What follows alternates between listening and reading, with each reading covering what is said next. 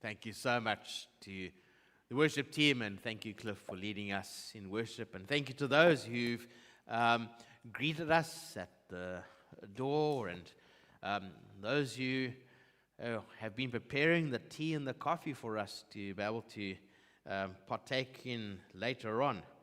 That's always the best part of the service, is the tea and the coffee and the biscuits.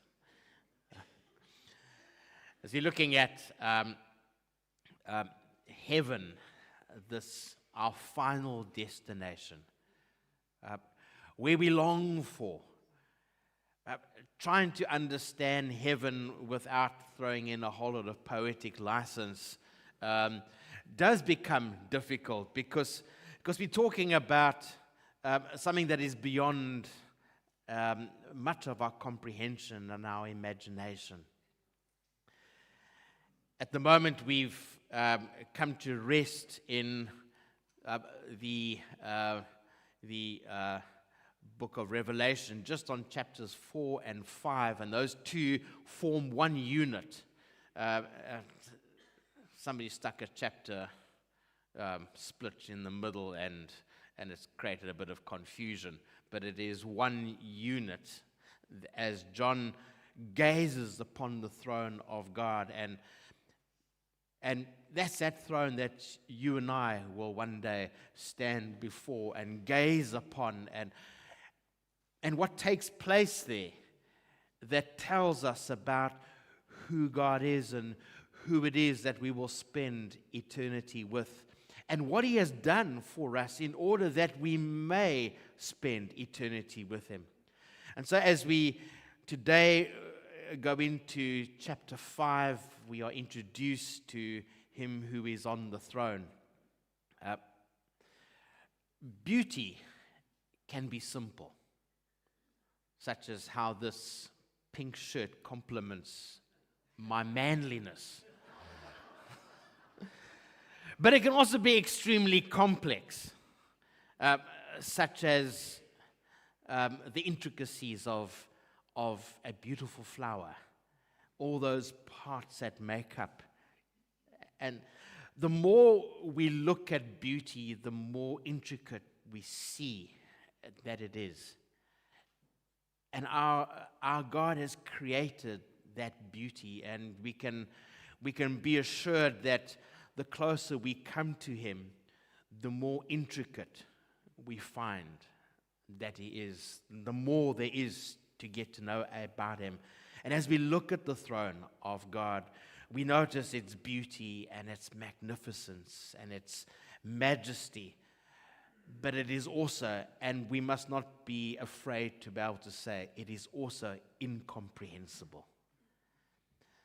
It's incomprehensible because it's God's domain, and we don't have an experience to compare it to. So it does become difficult to try to understand this, but it is beauty because from this throne we learn about who Jesus is and how we are saved and who it is who saves us. And to gaze upon that incomprehensible beauty, that is our joy for heaven. That where we will one day be.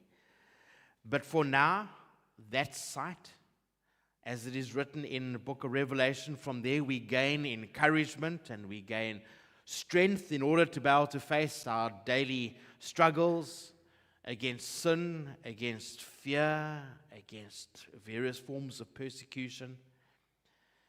And as we spend time trying to grasp, if we could even use that word, trying to grasp the mystery and the awe-inspiring image of the throne of God as is represented in those colors of jasper and ruby and emerald, which represents the holiness and the justice and the mercy of God.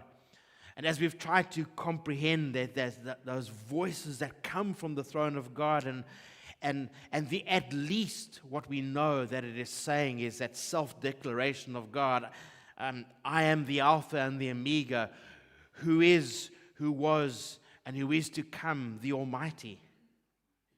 Uh, we've seen that the Holy Spirit resides there at the throne and is that constant presence of God in the life of every believer and in the life of every congregation and in the life of the church globally. We've seen the foundation of God's throne, which is grounded upon His righteousness and His justice. We've seen those 4 living creatures and the 24 elders who surround the throne. And we've realized that how awesome and that sight must have been, how majestic it must have been to gaze upon it, but also how mysterious and how confusing it must have been for John. Now the vision continues, and as John gazes upon the throne, he sees this profound solution to the problem of sin and death as it is enacted from the throne of God. So let's look at a section of Revelation chapter 5. Then I saw in the right hand of him who sat on the throne a scroll with writing on both sides and sealed with 7 seals. And I saw a mighty angel proclaiming in a loud voice, "Who is worthy to break the seals and open the scroll?" But no one in heaven and on earth or under the earth could open the scroll or even look inside it. I wept and wept because no one was found who was worthy to open the scroll or look inside. Then one of the elders said to me, "Do not weep. See, the Lion of the tribe of Judah, the Root of David, has triumphed. He is able to open the scroll and its 7 seals." Then I saw a lamb looking as if it had been slain, standing at the center of the throne, encircled by the 4 living creatures and the elders. The lamb had 7 horns and 7 eyes, which are the 7 spirits of God, sent out into all the earth. He went and took the scroll from the right hand of him who sat on the throne. And when he had taken it, the 4 living creatures and the 24 elders fell down before the Lamb. Each one had an harp, and they were holding golden bowls full of incense, which are the prayers of God's people. We're not going to be able to touch on everything there because it is so much that's going on there. But let's try and see if we can touch on some part of it. So you ready to dive in on this? Take a deep breath. Yeah. Once again, we notice that there's a structure to it. Like at the previous, in chapter 4, there's that structure of it's like it's concentric circles moving outwards. This time there's a structure, and it uses 2 parts of speech. And they're big words, juxtaposition and paradox. It's big enough to be able to choke a 6-meter great white. Now, you use these parts of speech when you want to compare something, when you want to tell a story and not go too much into the story. So let me give you an example of the use of juxtaposition and paradox. When I was a kid, I was impossible to control. Still pretty much so. And so I had one teacher who dared to try to control me. She made it her life's mission because I would not keep quiet in class and I refused to engage in the work. So you could see her problem and the challenge that lay before her. So what she did, and this was the juxtaposition, she placed me next to a studious kid who was very quiet. Now I could see, and the class could see, and she could see, and all of heaven could see that I was very noisy and disengaging, and this child was very studious, engaging in their work, and quiet. Now there was a paradox. Something that will run contrary to expectation. The kid became like me.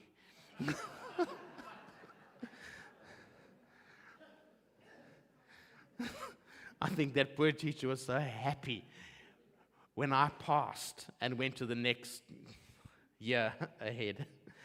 So John sees further something about God, of him who is seated on the throne. And in his right hand, now let's pause here for a second. In the right hand, this doesn't mean to say that God is right-handed. Okay, and those who are left-handed, you're the goats and going to hell. Okay, and that's not that at all. Okay. Right-handed means it's symbolism for the position of power and authority. So in his right hand, there's something here, and it can only rest in the hand of that which is powerful and has the authority in order to do it.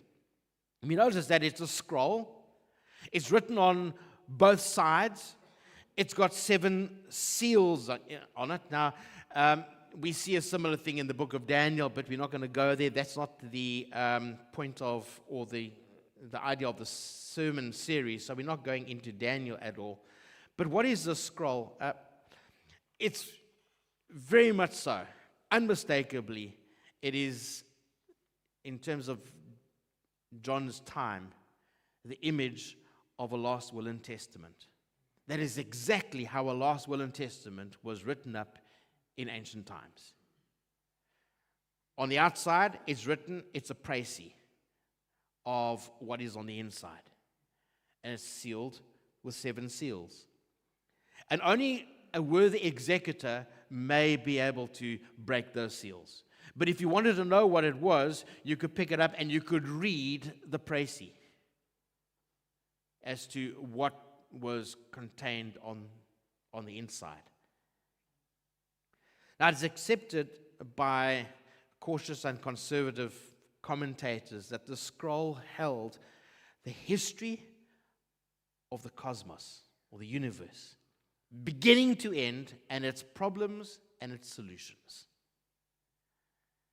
And a document of such scope and value could not be held in the hands of any man or any angelic being. It may only rest in the right hand of God, who is incorruptible and immortal. And in chapter 4, earlier, you heard the song of praise about God.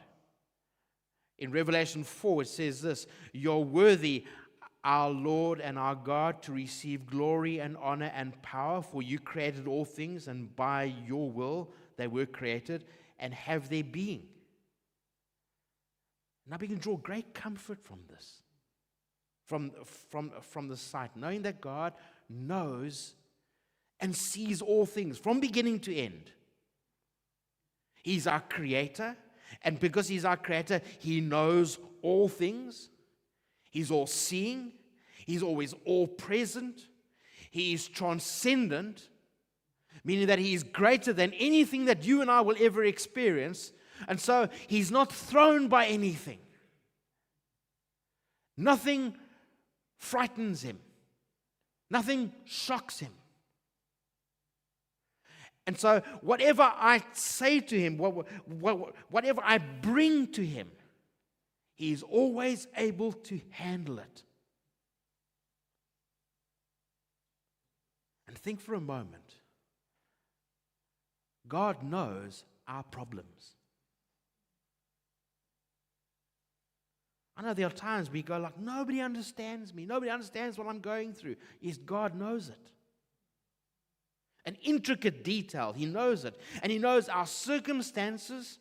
And he knows our inability to deal with basically most stuff in our life. He knows it.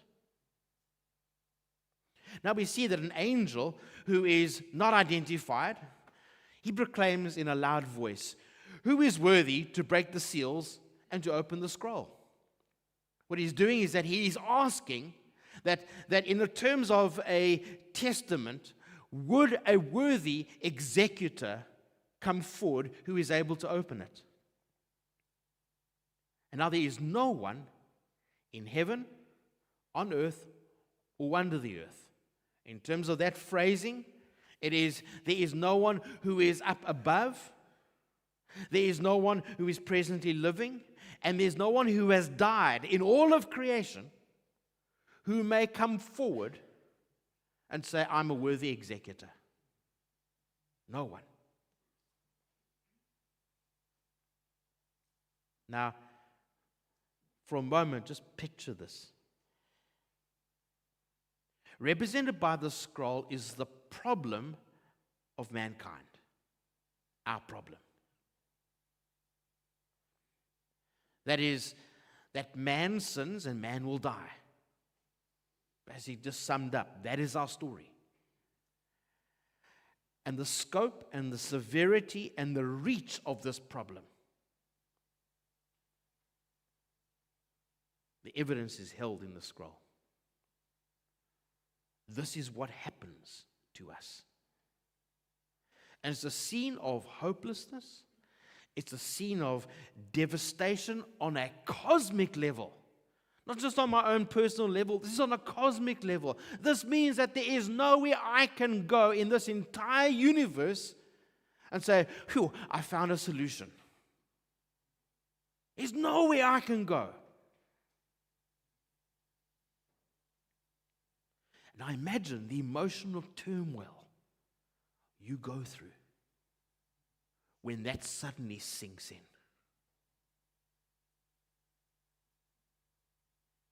Nowhere I can go.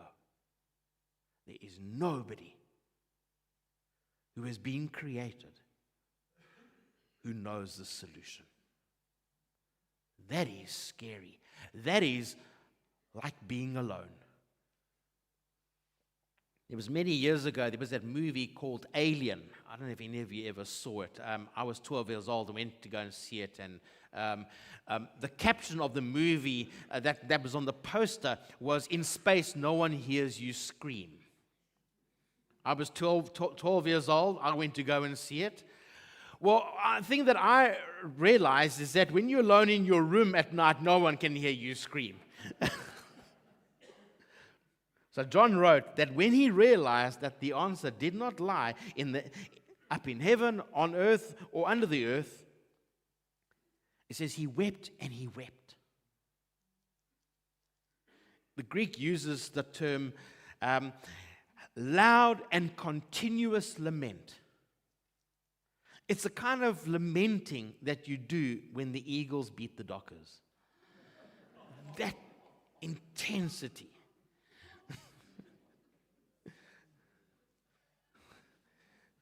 And here was realization that the plans and the schemes of man actually really, in a sense, just amount to nothing. Then one of the elders, one of those 24, come to John, and he says, "See." Now, I don't. That word just doesn't do it for me. See. When I was learning to fly, my instructor would say to me that before you can enter the active runway and you're waiting at the holding point, before you enter the active runway, you have to see, you have to look. So you look up to see there's no aircraft on approach, there's no aircraft holding at the base of the runway ready to take off, and there's no aircraft still on the active runway before you go in. So when you look up, you describe what you see. John,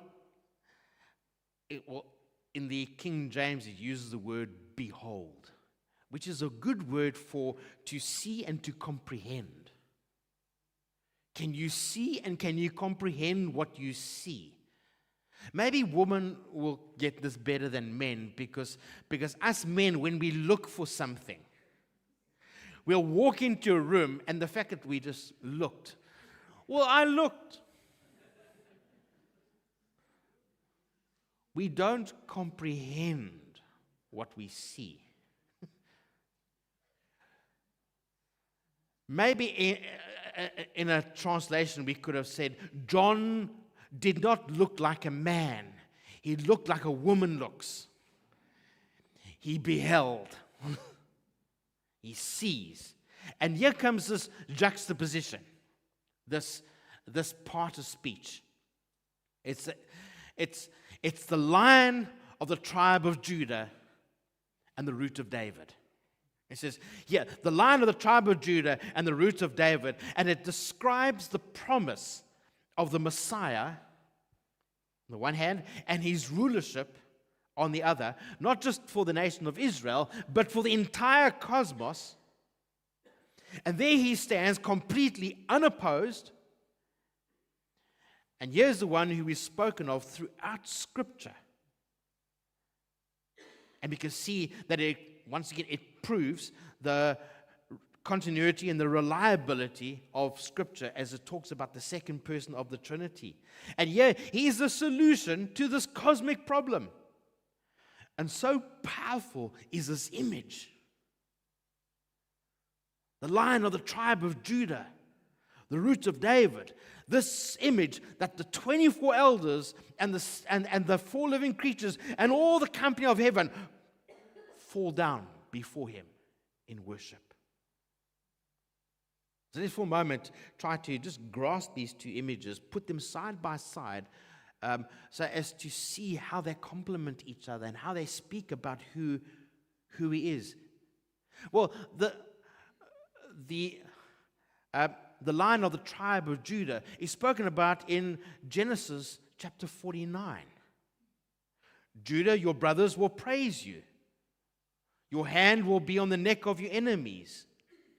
Your father's sons will bow down to you. The scepter will not depart from Judah, nor the ruler's staff from between his feet, until he to whom it belongs shall come, and the obedience of the nations shall be his. As Jacob blessing his sons, blessing his son Judah. The reference of the Lamb of the tribe of Judah points to he who is conquering and victorious king that would descend from Judah's lineage, and his power and his majesty and the ultimate authority over all creation. Yeah, that's presented. But then there's also the root of David. It's a title of the incarnation of the Messiah, that he will come and take on human flesh, and that he will sit on this throne that has been established forever. And so God, speaking to David, tells him this. It says, your house and your kingdom will endure forever before me. Your throne will be established forever. So you've got these two titles. One that speaks about that there will come this king. And where will this king sit? Well, it will be upon this throne. He will rule. There is an Isaiah, I'm not going to use the Isaiah passage just in terms of time. But this title, Son of David, is not so much only just a title of genealogy. Where does he come from? But it's a title of rulership. He will rule with righteousness and justice. And so the elder says to him, you see, there, behold, the Lion of the tribe of Judah and the root of David has triumphed. Now I ask myself this question: do I actually have the capacity to grasp what this statement means? For John, it was simply presented to him just as a fact. He has triumphed. Here is our redemption. Grasping this requires that we really need to spend lots of time focusing upon what does the cross and the resurrection and the ascension of Christ really mean. To grasp it. Because that's what we'll gaze upon for eternity. Our redemption. Him who has redeemed us. Now, he is able to open the scroll and break the seals. And this cosmic problem of mankind is so beyond the scope of man's ability that only a rightful king and executor may access it. And then it says, then I saw a lamb looking as if it had been slain. And here comes the paradox. It's a striking paradox. Because the elder has just said to him, the Lion of the tribe of Judah, the Root of David, and the image would be that here is this brute, ferocious strength. And John looks, and what does he see? A lamb. In the Greek, it says a little lamb with emphasis on the diminutive, little. Your expectation is this ferocious beast. A lamb. You see the paradox? You just had this juxtaposition of these two bold titles. But he's a lamb.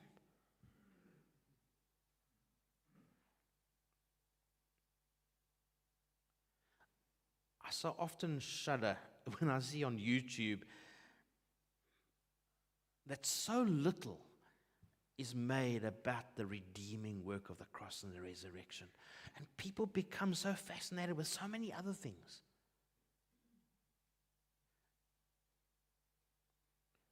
Those don't give us strength and encouragement at all.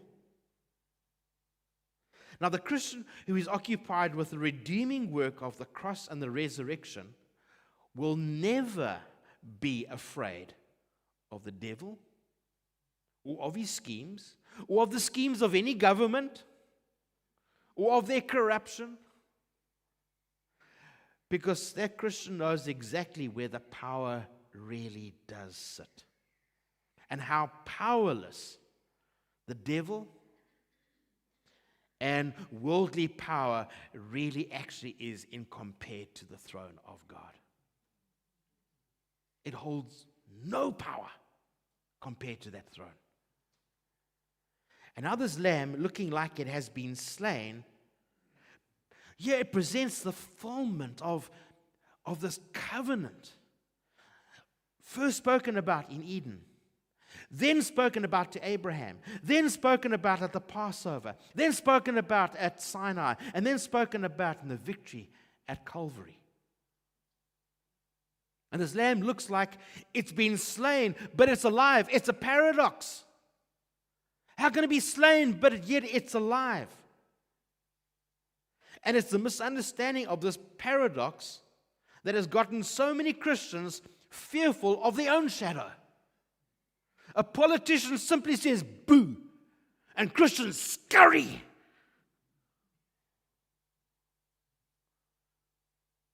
Church has got to grow up. Has got to grow up and realize he who sits on the throne, and not be scared of any scheme that goes on out there. Don't be afraid of it.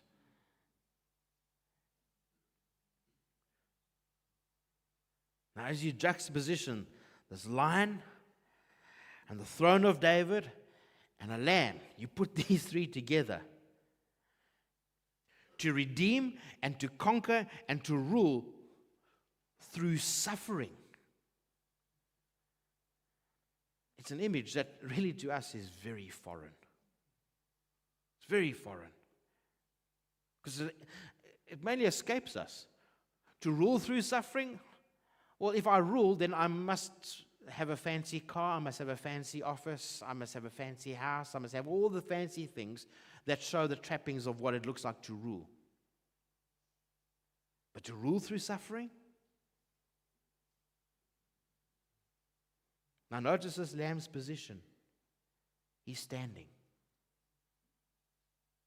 He's standing in the midst of the throne.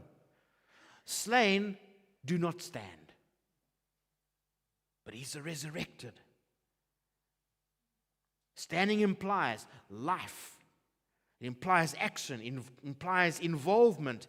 And he's standing on the crystal sea and actively involved in the foundation work of the throne, effecting righteousness and justice.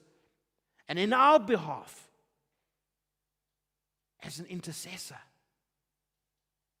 interceding for us right now, at this moment in time, interceding for us.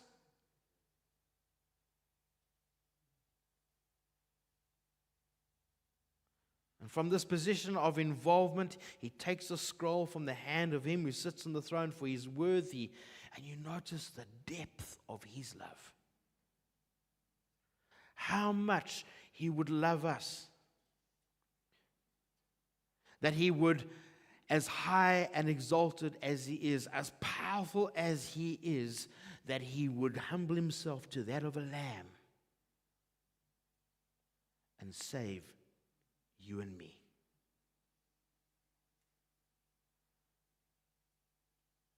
I imagine how encouraging that is. Because we see the firmness of his purpose and how attentive he is to being faithful, that he would save us. And there's nothing holding him back from offering everything to redeem you and me. And with such commitment to each believer, God will never fail to achieve his purpose from that throne. Worship team can start coming forward. It's from the authority of this position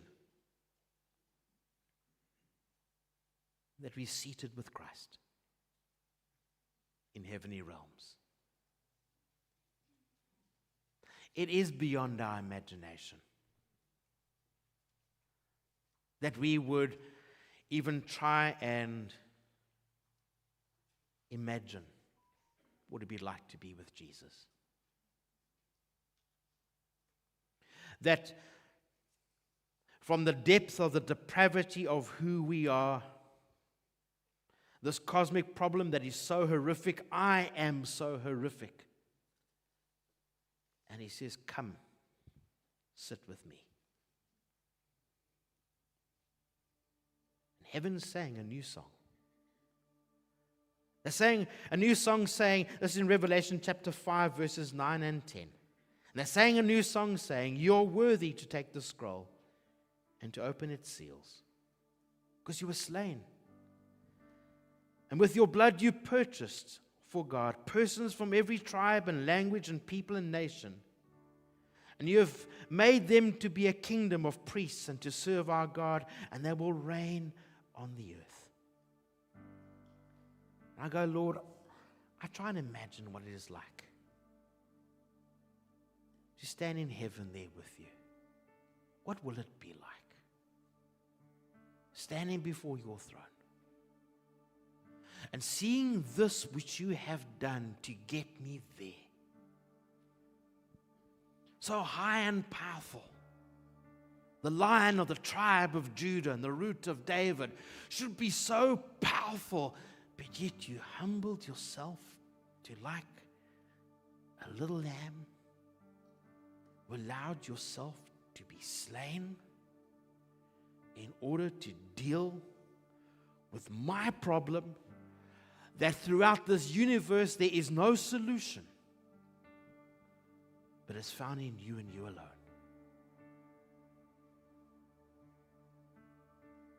Let's worship the Lord.